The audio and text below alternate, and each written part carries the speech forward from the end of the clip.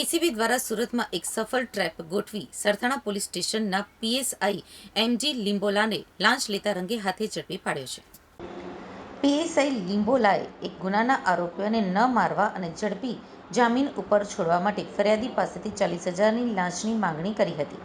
આ લાંચિયો અધિકારી પોલીસ સ્ટેશનની અંદર જ સર્વેલન્સ સ્ટાફની ઓફિસમાં લાંચ લેતા પીએસઆઈને એસીબીએ રંગે હાથે પકડી પાડ્યો હતો. આ બનાવની વિગતો અનુસાર ફરિયાદીના માસીના દીકરા અને તેના મિત્ર વિરુદ્ધ સરથાણા પોલીસ સ્ટેશનમાં એક ગુનો દાખલ થયો હતો. આ ગુનાની તપાસ પીએસઆઈ એમજી લિંબોલા કરી રહ્યો હતો.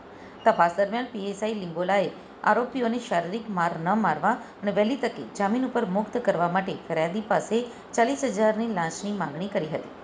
ફરિયાદી લાંચ આપવા માંગતા ન હોવાથી તેમણે તુરંત એસીબીનો સંપર્ક કર્યો હતો. એસીબીએ સમગ્ર મામલાની ગંભીરતાથી નોંધ લઈ તાત્કાલિક ટ્રેપ ગોઠવવાનું આયોજન કર્યું. 6 ઓગસ્ટ 2025ના રોજ સરથાણા પોલીસ સ્ટેશનની સર્વેલન્સ સ્ટાફની ઓફિસમાં આ ટ્રેપ ગોઠવવામાં આવી હતી. આ ટ્રેપ દરમિયાન પીએસઆઈ લિંબોલાએ ફરિયાદી સાથે હેતુલક્ષી વાતચીત કરી અને 40,000ની લાંચ સ્વીકારી હતી.